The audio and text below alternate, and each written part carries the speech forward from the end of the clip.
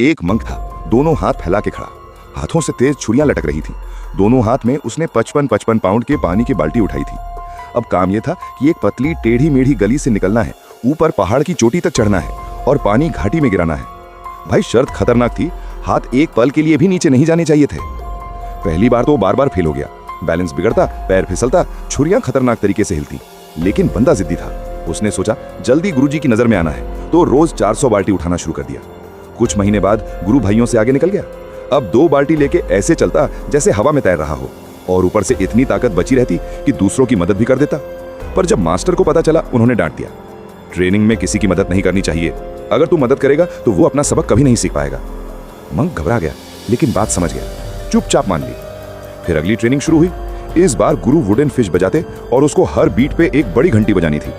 हथौड़ा सिर्फ 22 पाउंड का था, पर एक लंबी लचीले बैम्बू की लकड़ी से बंधा हुआ। पहले तो उसने सोचा अरे ये तो आसान है, लेकिन जैसे ही उठाया, और कुछ नहीं, बस हिलती डुलती लकड़ी।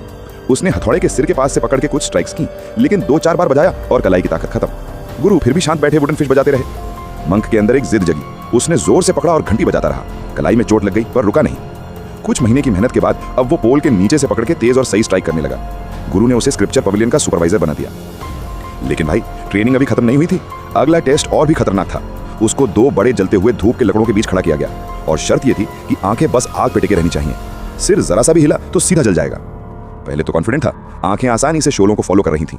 लेकिन जैसे ही गुरु ने आग की गति तेज की, उसका सिर अपने आप हिल गया और धूप ने चेहरा जला दिया।